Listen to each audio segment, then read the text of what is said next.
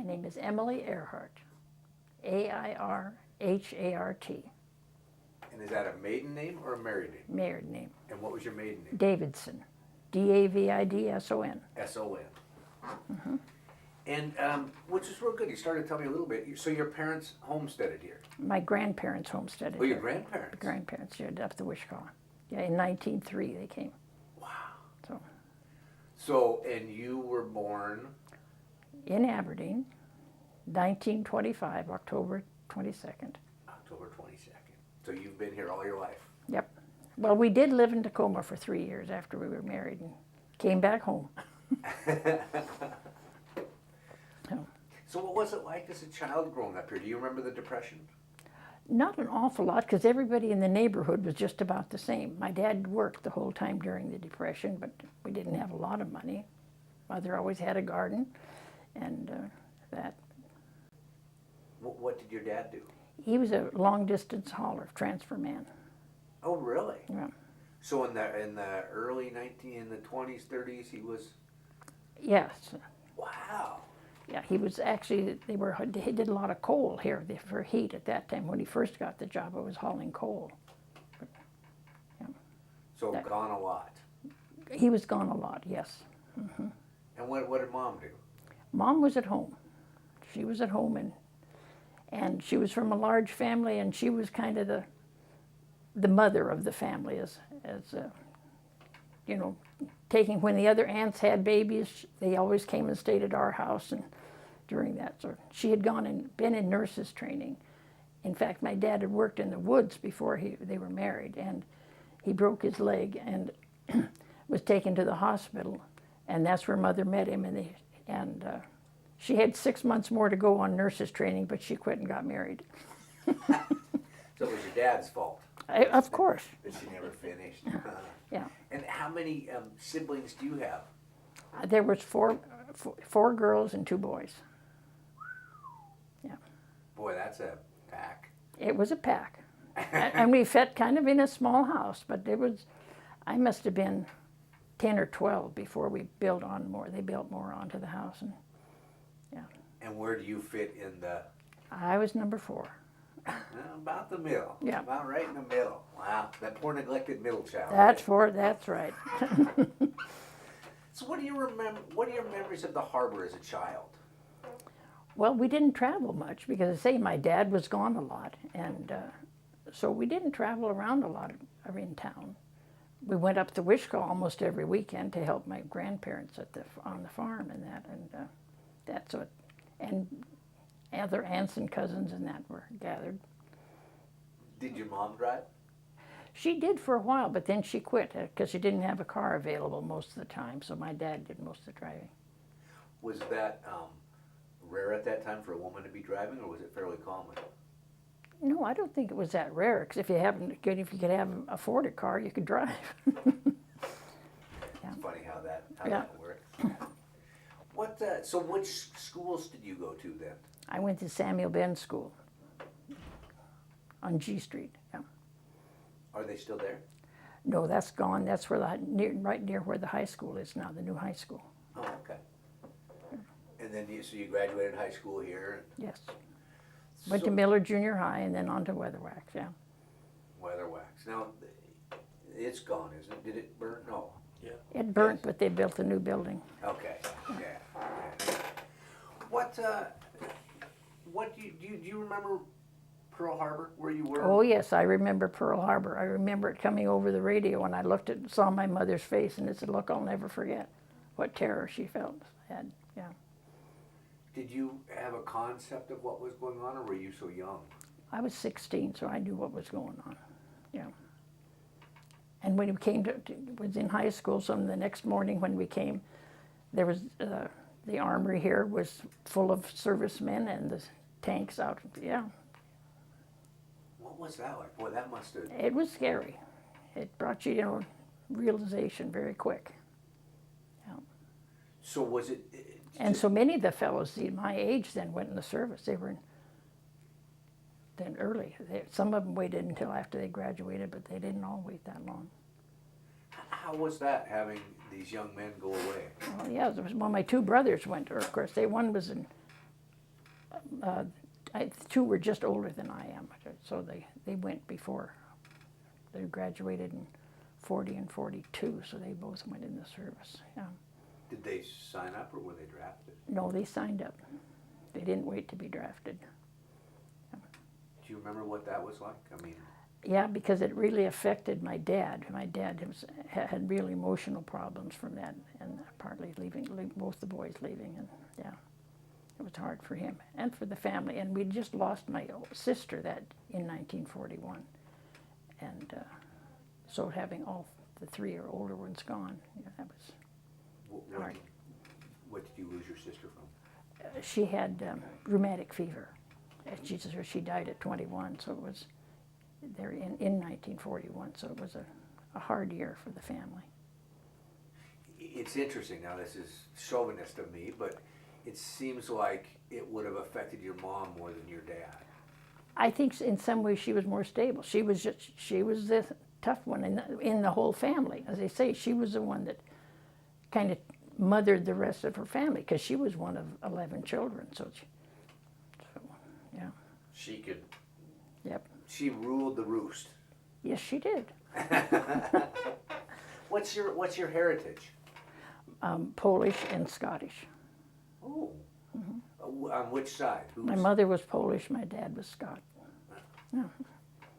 And with your dad being gone so much, your mom raising the kids? Oh, yeah. Yeah. But she had a good sense of humor. She was and loved music. I know a couple of the kids from the neighborhood would say, "I remember how your mother whistled. What a beautiful, how she could whistle, and you could hear her all over the neighborhood." So tunes. Oh, yeah. Yeah. Oh, yeah. Wow. What was there? Did you live in a Polish community? No. We just lived on the outside of, in the city limits, just in North Aberdeen, going out to Wishkah, yeah. Because I didn't realize that we had just interviewed Peggy, is that right, Peggy? Heritage, and she was talking about the Italian community and all that, and I didn't realize that down here there were these different... There was a Polish community, was further up the Wishkah. There was a lot of Polish families up there. But you lived not within a neighborhood, yeah. What, when your brothers signed up, did they both leave at the same time? No, they didn't.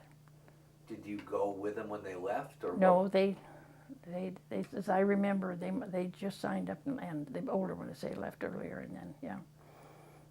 So, That had to be hard. I mean, on the whole family, that had to be hard. it was very hard, yeah. Did you stay in touch with them? Oh, yes.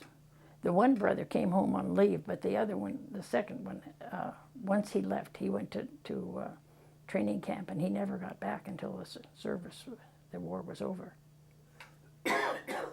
What about correspondence with them, letters? Oh, yeah, we corresponded with them all the time, yeah. Do you remember what types of things you would write to them? My mother did more of the writing than we did. Yeah, but we were very faithful, yeah. What about letters you got from them? What type of things did they tell you? Oh, they were telling somewhat about their training they had. The one brother was in engineering and spent a lot of time here in the States going to school, but then ended up in Japan. And the other one was in the Air Force, and then he ended up on Ascension Island off of Brazil in radio air. And for you back home, what was life like during the war? What changed? Well, the one you think of is the rationing was a real headache, although we always had a garden, and I can't ever remember wanting for that much, except for shoes and other sugar and that type of thing, yeah. But, So shoes were in short supply? sure, well, yes, yeah. What about school? Did it change at all? I mean, did you have to, the way they taught, or the things that you had, or? I can't remember that it changed a lot in that. What about dances? Do they have dances? Well, Oh, they had them, but they say, I wasn't that into that type of thing. I was more shy, very shy. So you didn't know whether there were available guys or not? Because I heard a lot of places that so many of the young men were off to war that it was. Well, that's true.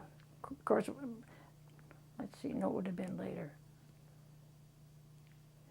I did start dating my husband in 42, and then he left and went to school in Oregon, and then on into the service. So, yeah. Where did you meet your husband? In high school. From here? Yeah. And his name? Leonard Airhart. Leonard. Mm-hmm.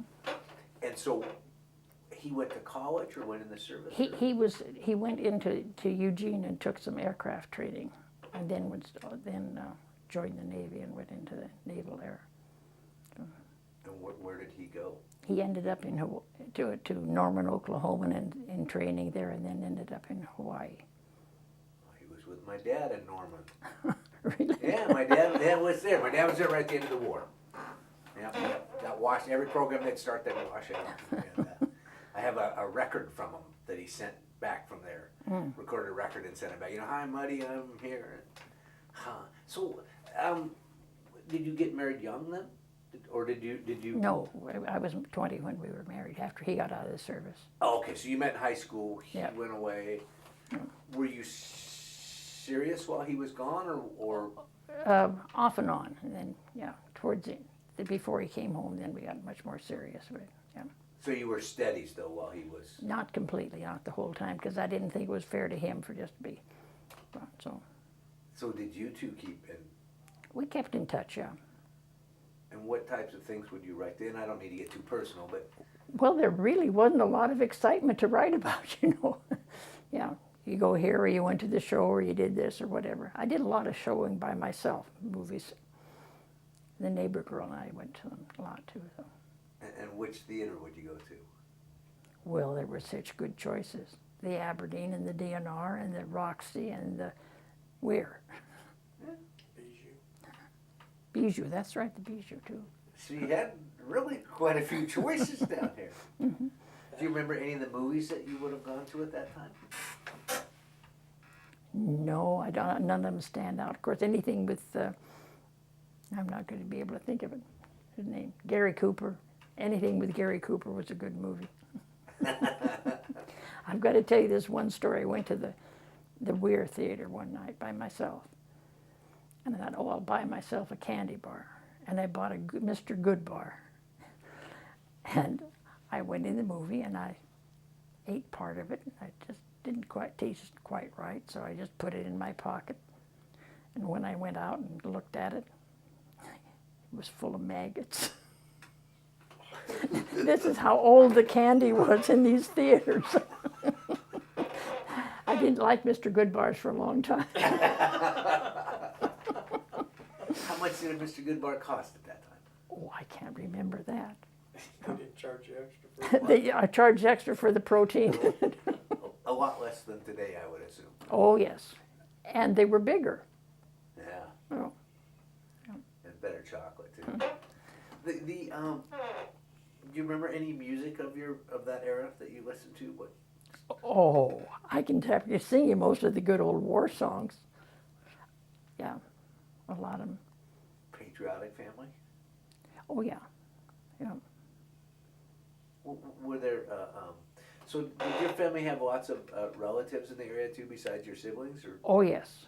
Yeah, my mother's family all lived close. In fact, one uncle lived just a block and a half away, and the other ones were close in town.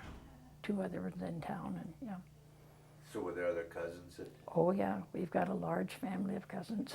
did any go in the service too? Oh, yeah, a lot of them went in the service. Well, do you remember your mom talking, because you said it was real hard on your dad. How did your mom deal with your two brothers, correct? Two brothers. I don't know how personal you want me to get here. We had some acreage there. We lived inside the city limits, but we had acreage that we'd bought.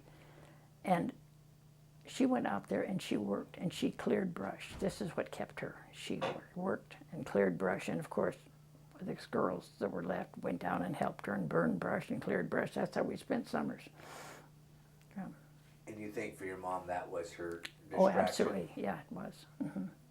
Stoic family? Was Oh, it? yeah. Yeah. It's amazing how different times are. I mean, now people just talk about everything and anything. Sometimes like way too much information. Is that where you live today? Yes. What goes through your mind every once in a while? Do you go out there and I think, do you remember?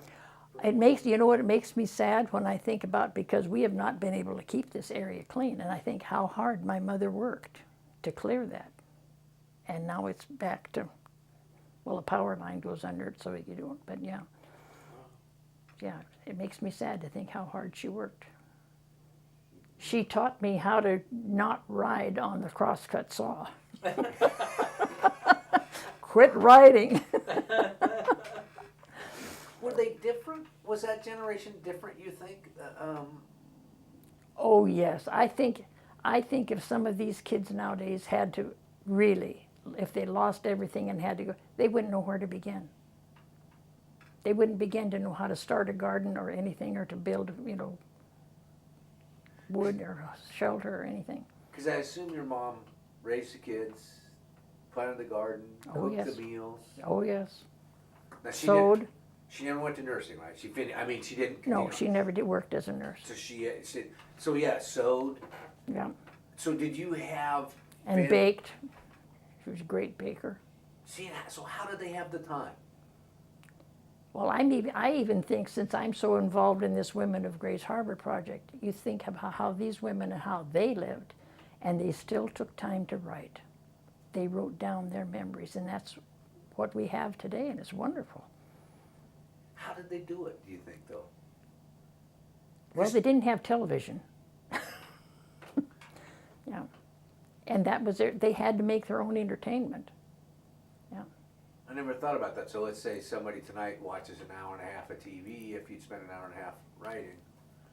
My mother only went through the 8th grade, but she never stopped learning. She was a great reader and did a lot of reading, wrote poetry. And today you say somebody didn't go through the 8th grade, they kind of looked at it as a put down, but I would assume your mother was a very intelligent Oh, woman. yes. Yeah.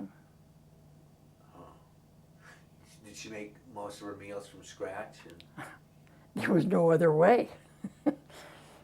No, I can't remember ever having a box of anything. I don't think she ever used Bisquick even. Yeah. So that's one of the, as I look at this, one of the hard things to understand. Today everybody says, I don't have enough time, I don't have enough time, I don't have enough time. Mm-hmm. We have to work less because so many things are, you know, even removing the brush that you described, your mom probably out doing by hand. Today, That's right. come in with a little tractor and a tiller, Mm-hmm. but we say we don't have enough time. So I wonder how that generation fit it all in and worked so hard. Focus? I guess, just, yeah. Did they instill that in you, that work? I'm told it's true. I know my sister tells me, she doesn't know how I keep going. I said, well, it's just interesting what we do, so that's why we keep doing it. Now, have you lived here all your life, or did you leave for a while and come back? We left for 3 years and lived in Tacoma after we were married. And weren't making much money then, so we got a chance. He got a little higher paying job, so moved back down here. So. And so did you stay in the house all your life, or did you go out in the working environment? Or? I went to work as a part-time teacher's aide when our youngest was in the 2nd grade. So, and then I worked 20-some years as a teacher's aide. Wow. But this was a job where I was home during the summer when the kids were home. And when they got home from school, I was home from school. So it was, yeah. Has it changed for women, do you think, because of World War II? I mean, what you can or can't do, or? Well, yes.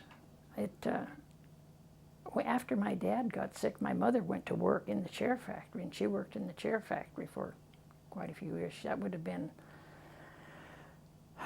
boy,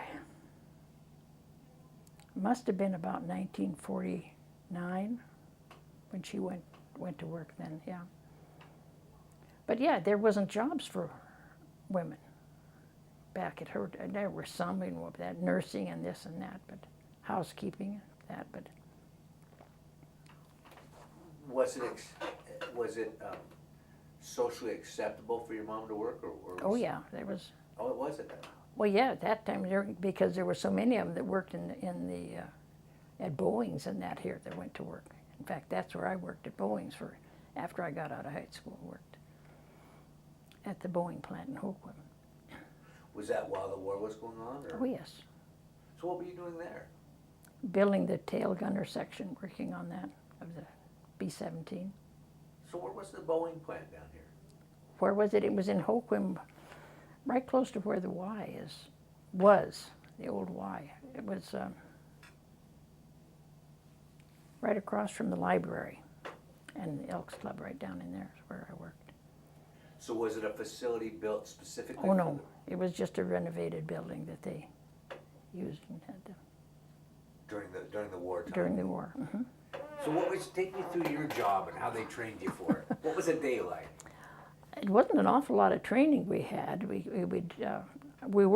I worked with other men that were more adaptable. So a lot of ours was cleaning. I was called a man. Here I go. Mechanic, but it wasn't much mechanic work to it. They would fit the skin to the frame of the aircraft, and then we would clean it and put a putty on it, then fit the skin back on and screw it back in place, and then the riveters would rivet it in place. So it was the complete plane was done down here? They're No, not- just the tail gunner section. just the tail gun, and then they shipped it off? That's right. Did they train it out, put it on a train, or do you remember how they? I don't remember. I'm thinking it was by truck. I don't know for sure. So how did you get the job? Do you remember? Went over and applied. It wasn't difficult at all. Yeah. Were the women accepted down here? In the Oh plant? yes, there was. I would say a good 80% of the crew were women at that time. I interviewed one woman who had worked for Boeing's up in Seattle, and the first week they kept telling her to go get the left-handed screwdriver.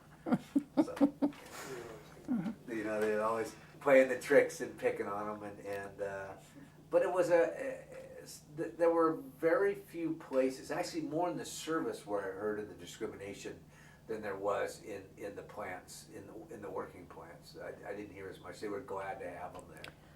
Most of the men that worked in the plant were older. And there was a couple of younger men, but not very. There were just two that I can think of. Yeah. Did you work 5 days a week, 6 days a week? Do you remember? We worked 6 days a week, most of the time. Yeah.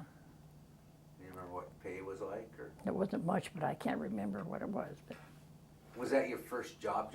no, I'd worked at the chair factory for a while. I had a chair factory here. I worked in the sanding department.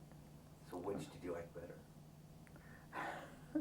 Well, we were making chairs, and I worked in where they would sanding the seats, and the seats would be put through a machine, the flat part, and then the edges had to be sanded, and so you'd use a sanding belt that was vertical, and sand the edges of the chair seats in. Was there a sense of pride when you were working at the Boeing plant, or was it just a job? I mean, did you connect it? No, there was a sense of pride, definitely, yeah. Because a lot of the girls, their husbands were in the service, and so it was definitely a sense of pride there. Would that be the lunchtime chatter sometimes? Oh yeah. Sure. Have you heard from this one or this one or yeah? What did you have to wear for special? We had to have our hair tied up completely covered.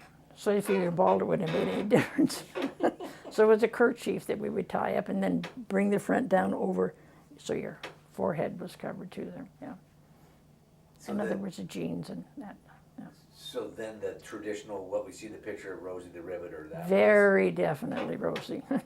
So did they tell you how to actually wear it, or they just said cover No, it? it seems to me that you went in there and they showed you how to do it. The other girls or something there, yeah.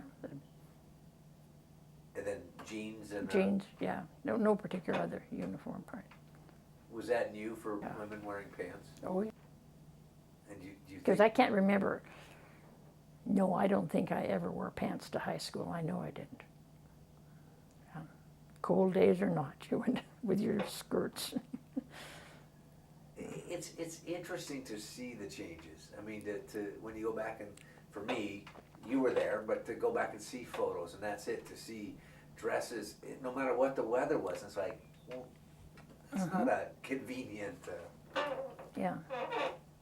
I just talked to a woman in Alabama who is a Rosie the Riveter, and they have a group, the national group that gets together, and she said that it's interesting because when they get together, it's really, because the daughters get to come too, but you can pick the Rosies out because most of the Rosies have pantsuits on. So, and it's just hung on so long in that way, and you can, the dresses, you go, probably wasn't Rosie, you know, so. Yeah. How long did you work for Boeing's? I worked until right after when the war ended. And then, let's see, we were married in January of 1946. Pardon me, February of 46. Don't tell him February 46. That was the other boyfriend you were thinking of. No, he came home in January, and so then we were married in February. We'll go with that story. We'll stick with that one. You did good, though. I have a good friend that I interviewed, Newbie, who was from the Raymond area, and he got all done, and then he called me the next day. He says, "I forgot one thing. I never mentioned my wife."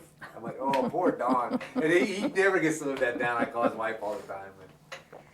So you continued on, and then you quit on your own when you got married. Versus end of the war. Here's your paycheck. Yeah. Do you remember the end of the war? Well, sure. The other thing, of course, when Roosevelt died, that was a real time of, we had the time of silence during the working there at the plant. And the end of the war, that was a happy time. How did you hear about it, and what was it like down here? It was over the radio. You listened to the radio. I think it was an uplifting time for everybody because you could find it, and things were going to hopefully get better quick. Is there? Can you? I mean, we have a different war going on today, but I'm thinking more economically. Can you compare that era to this era economically?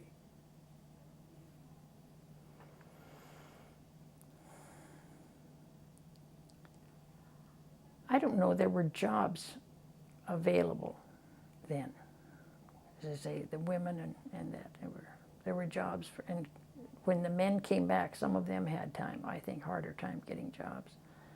In fact, my husband was said, when he left in the service, that he would have this job at McCord Field. Well, when he went there, and that is the job he'd been promised, of course, was not there. So he took another job there and at a very low pay. He can tell you how much it was. I can't remember, but So he did his duty for the country, had been promised a job, and when he got back, it wasn't this. He wanted a job in aviation. He ended up in warehouse. So, what did he do after the service? Well, he worked in the warehouse there for a while, and then he got another job in a hardware warehouse in Tacoma. And then he got a chance for a better paying job in Aberdeen, so we moved back to Aberdeen. And we've been here since. What, do you think we learned anything from World War II? Did it change the world?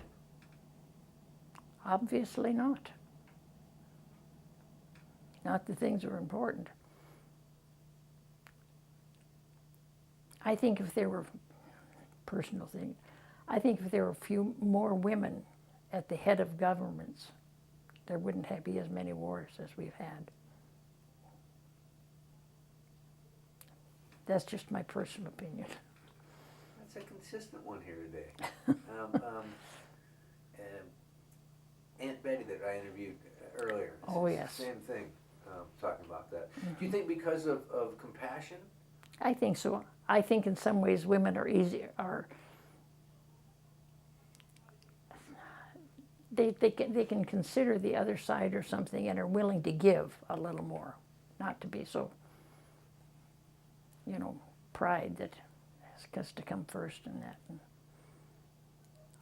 It's interesting because I know that women are left and right brain, that women that have strokes can rehab quicker because they use both sides of their brain and it will compensate. Where men, we're very one-sided, and they say that rehabbing from a stroke is much more difficult for men because of that. So, it's interesting. I think compassion needs to be there to make things. Well, you need to think back to the years of Golda Meir was there, and things were certainly different in the Near East then. And this is a hard one, it's a pretty broad question, but how much has the world changed, do you think, from when you were a child compared to what the young girls of today face? I don't think there's hardly any measurement on it. Both of my daughters, well, two of our oldest daughters both went through college and went into business. One for the phone company and one was into humanities and that. And our son ended up getting his several degrees and that. The one daughter's the one that, still a very intelligent girl, but did not, through her pattern, she didn't attend college and that, but went into business and such for herself and that. But some of the kids now, and it's so hard, it's almost like there's those that are so dedicated, no matter what, they're going to do it. And there's these others, and there's so many in between that, it's... Do you think that's different today? I mean, if you were to take the ratios. Probably not actually there. Those who are dedicated and have their goals set in the right direction, they're going to get there, no matter how many obstacles you put in their way. It's interesting because I'm 52 now, and I'm getting at that point where I say, well, as a kid, we did, and I've tried to really figure, do we romanticize our past, or were the times really simpler? To me, I look back and I think they really were simpler. I think communities were closer. Oh, yes. How many of you talk about some people and they say, right where we live, we know the neighbors, but they don't know their neighbors. Across the street or on either side, they don't know them. Where when you were a young girl growing up here in the harbor, we knew the whole neighborhood. And it was different. I mean, even when I was younger, we would go out and we'd play football or baseball, and all the kids, no matter of your age, if they were high school kids down through grade school, we all played in the same ball game. Of course, we played in the outfield an awful lot because this workup wasn't real fair, but yeah. And I'll bet you if you were downtown and being a smart aleck that they knew whose daughter you were, and by the time you got home, you were probably. Yeah. But no, as I say, I don't think it's. And the other thing that I think is too bad is, I think about Boy Scouting, how it has changed just in the recent years. How few boys are in Scouting now, and what an important thing that was. It's I see there's an astronomical amount of Boy Scouts that have become astronauts, and there was something else. I mean, it was real impressive when you saw the number of the Eagle Scouts that went on. Yeah. Do you think that there's a message for the future generations that should come out of World War II? What we need to tell them so that they don't forget history, they don't let... A message. There's probably the messages there, but are they ready to listen?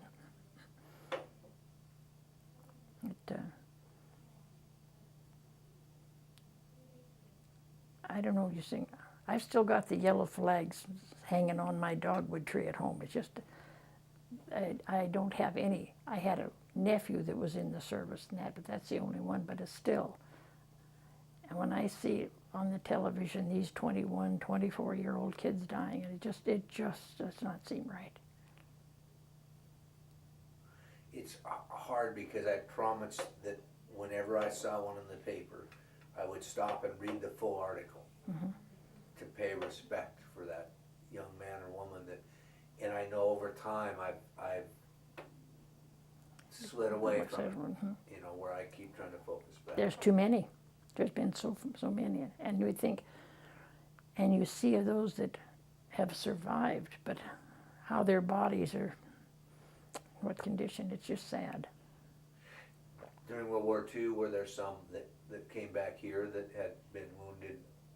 Yes, but I don't think they were.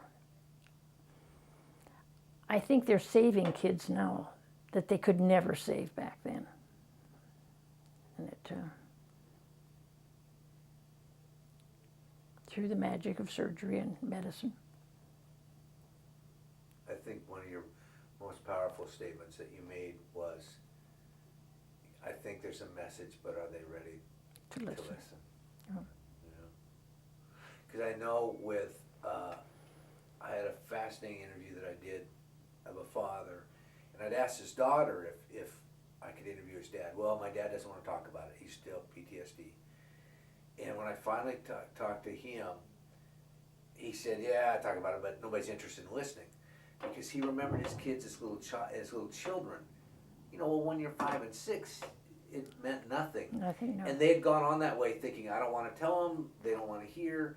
And finally there was this coming together, and they were ready to listen. Listen Yeah. and remember. Yeah. You know.